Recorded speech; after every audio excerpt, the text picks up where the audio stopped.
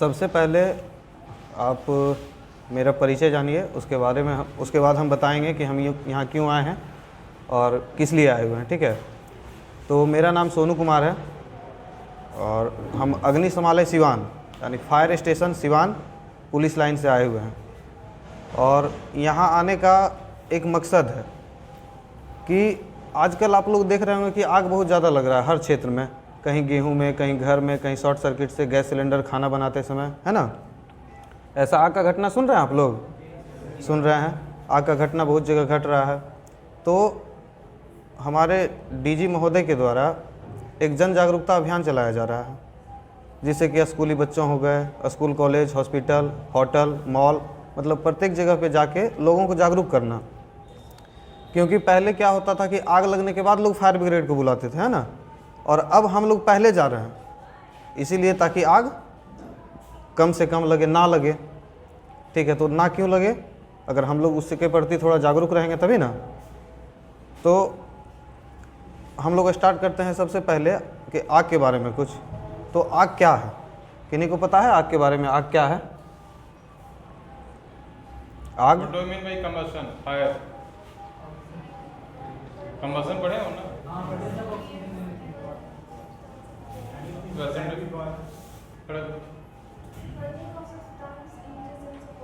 Burning of substance in the presence of oxygen. ठीक है, तो है ना, तो इनका भी कहना सही है, लेकिन हम लोग जानते हैं कि आग जो है वो अभी तो बता दिए, उनको लगने के लिए 3 चीज़ की आवश्यकता होती है। अब वो 3 चीज़ है क्या क्या? तो पहला ऑक्सीजन हो गया। जिस तरह हम लोग बिना ऑक्सीजन का ज़िंदा रह सकते हैं? नहीं, उसी तरह सेम सिचुएशन आग के साथ है कि आग को भी ऑक्सीजन चाहिए।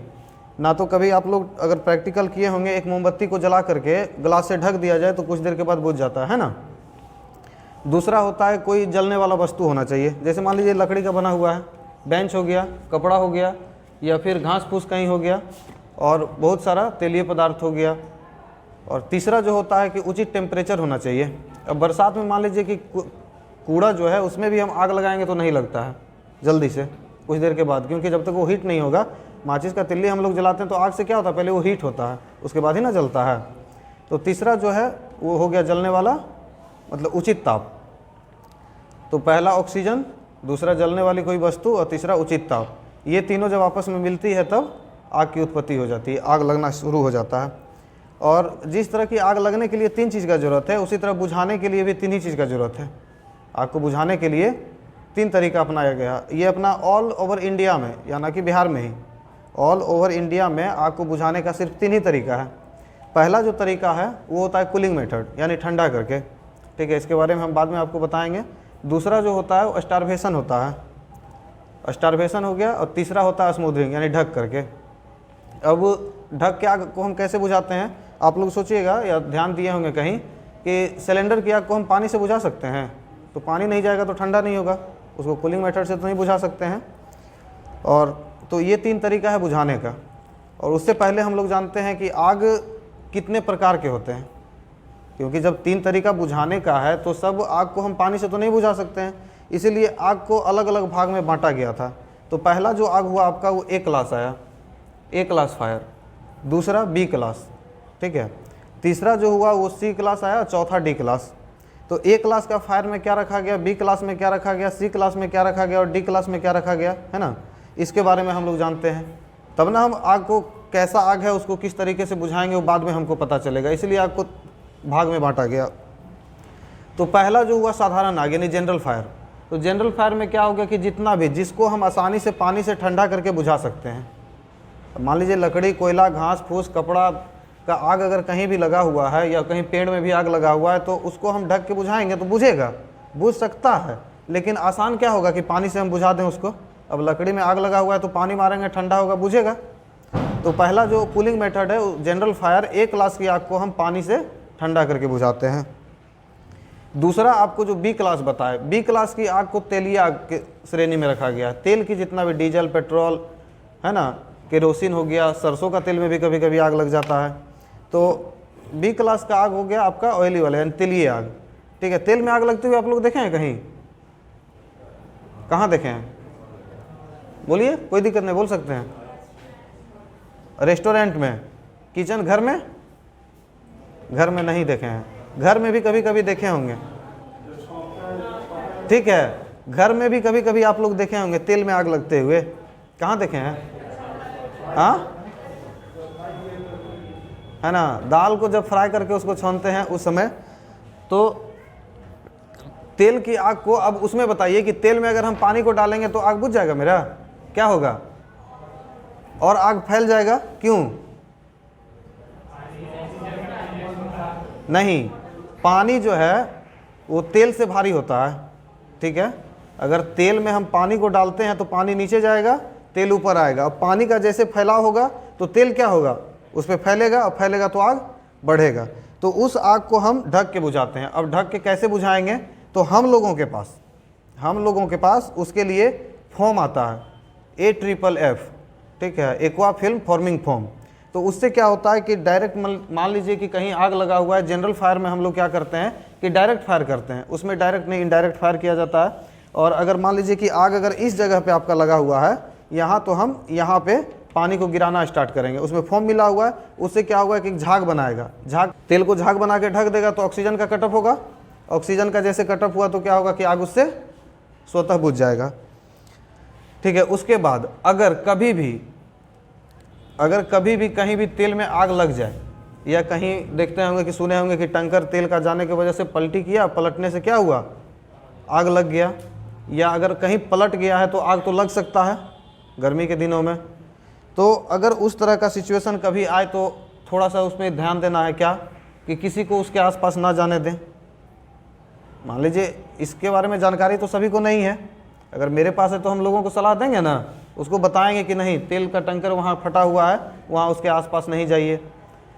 पुलिस प्रशासन से रिक्वेस्ट करके वहाँ घेराबंदी करवाएंगे ताकि वहाँ लोग नहीं जाए, है ना। उसके बाद तीसरा जो होता है C क्लास का फायर जो है, वो सिलेंडर का आग जो सबसे ज़्यादा लगता है। और सिलेंडर में आग लगने का रीज़न क्या है, इसके बारे में आप लोग को पता है? कोई भी बताइए, सिलेंडर में आग क्यों लगता है?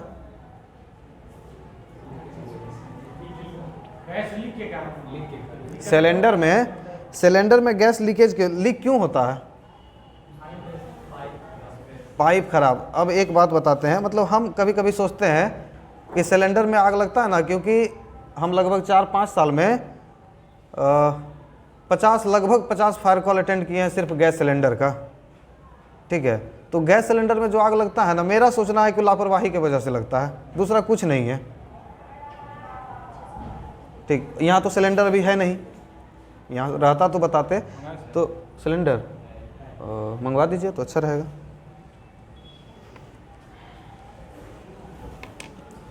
ठीक है, तो हम लोग तब तक इधर ध्यान देते हैं, है ना, जानते हैं इसके बारे में। सिलेंडर का आग होता है जब हम कभी भी एजेंसी से सिलेंडर को खरीदते हैं, तो एक देखिएगा वाइट कलर का वाल्व लगा हुआ था, कैप लगा हुआ रहता है, देखे हैं? तो जब भी हम सिलेंडर को खरीदे तो सब सिलेंडर को, उसके अंदर एक ब्लैक कलर का वाशर रहता है। अगर वो वाशर कटा हुआ है तो आपका गैस क्या होगा, जब मान लीजिए बुलबुला आ रहा है तो गैस लीकेज हो रहा है, मेरा गैस हमेशा निकलते रहेगा ना। पहला गलती यहाँ है। अब दूसरी गलती को हम बताते हैं। मान लीजिए कभी महिला लोग या बैचलर हैं हम लोग, है ना, आप कभी मान लीजिए पढ़ने चल जाइएगा कोटा या दिल्ली, हो सकता है कि मेस में ना खाने की वजह से खुद से खाना बनाए, बहुत लोग बनाते हैं। तो लापरवाही क्या करते हैं लोग कि स्टोव से बंद करते हैं, चूल्हा से, स्टोव से हम बंद किए और सिलेंडर का जो रेगुलेटर होता है वहाँ से बंद करना हम भूल जाते हैं। अब अगर मान लीजिए यहाँ से बंद नहीं किए हैं और पाइप थोड़ा सा भी लूज हो, पाइप थोड़ा सा अगर ढीला है तो गैस तो मेरा यहाँ से खुला हुआ है, बाहर निकल रहा है। अब नेक्स्ट टाइम फिर हम किचन में गए यूज़ करने के लिए, लाइटर जलाते हैं तो पता चला कि गैस से आग लग गया है। ऐसा ही ना होता है ना ऐसा। उसके बाद जब भी हम रेगुलेटर से पाइप को सिलेंडर चूल्हा में जोड़ते हैं, उस समय दोनों जगह पे, चूल्हा में भी और रेगुलेटर में भी, पाइप को अच्छे से कस देंगे। तीसरा चीज़ जो है कि सबसे पहले जब भी हम खाना बनाने के बाद रेगुलेटर से बंद करेंगे, यानी सिलेंडर से, उसके बाद हम कहाँ से बंद करेंगे, स्टोव से, चूल्हा से। वो गलती नहीं करना है। चौथा चीज़ क्या होना चाहिए कि कभी भी देखिएगा महिला लोग खाना बनाती है तो अगर साफ़ी नहीं मिला कपड़ा, मान लीजिए हम चाय बना रहे हैं तो बर्तन चाय बनाने वाला हीट हो जाएगा, उसको उतारने के लिए कपड़ा चाहिए ना, नहीं मिलता है कपड़ा तो अपना पल्लू से, या लड़की लोग रहती है अपना दुपट्टा से उतारती है। ऐसा भी गलती होता है, सही है ना? आप लोग हंस रहे हैं लेकिन सही है ये। तो ये होता क्या है कि कभी कभी देखे होंगे, सुने होंगे कि खाना बनाने के दौरान महिला झुलस गई। तो कैसे झुलस जाती है? हम तो सिलेंडर से काफ़ी दूर हैं, तो आखिर कुछ तो रीज़न है, हम उसके नज़दीक गए होंगे तभी ना। तो वही रीज़न होता है वहाँ पे जो होता है कि हम सिलेंडर के नज़दीक जाते हैं, अपना पल्लू से उतारने का कोशिश करते हैं, जलता है, आग को बुझा नहीं पाते हैं। चौथा चीज़ जो होता है वो क्या है कि आपका कभी कभी दूध या चाय गैस पे चढ़ा दिए और फिर बाहर चले गए, किसी से बात करना या कुछ सामान लाना हो, बाहर निकल गए, तो उससे भी कभी कभी आग लगने का संभावना होता है। ठीक है, इतना चीज़ हो गया। उसके बाद क्या, लास्ट टाइम मान लीजिए जब हमारे यहाँ अगर 1 महीना या 1.5 महीना हो गया, जिसके घर में फैमिली मेम्बर कम है, तो क्या होता है कि देखता है ना कि गैस थोड़ा कम जल रहा है, धीरे धीरे जल रहा है, तो गैस को पलट देता है लोग। ऐसा भी होता है? हुआ है? ऐसा नहीं हुआ है? ऐसा होता है। ठीक है, क्यों? कि गैस को पलटेंगे ना तो थोड़ा प्रेशर में आएगा, तो चूल्हा स्टोव मेरा ज़्यादा तेज़ जलेगा। तो ऐसा गलती नहीं करना चाहिए। और इतना अगर करने के बाद भी मान लीजिए इतना सावधानी हम बरत रहे हैं, इस तरह का गलती नहीं करेंगे, चूल्हा से बंद किए, रेगुलेटर से हम बंद किए, उसके बाद चूल्हा से बंद किए, कभी भी अपने पल्लू से या दुपट्टा से उसको नहीं उतारेंगे। तीसरा चीज़ है कि हमेशा, अब जो आपका ये सिलेंडर है, सिलेंडर से कम 2 प्रॉक्सिमिटी सूट है, इसको पहन करके हम छोटे मोटे आग में आसानी से अंदर जा सकते हैं। ठीक है, इसको पहन के आग, छोटा मोटा आग है, मतलब मान लीजिए कोई कैजुअल्टी अगर फंसा हुआ है आग में, तो आग में तो हम ऐसे नहीं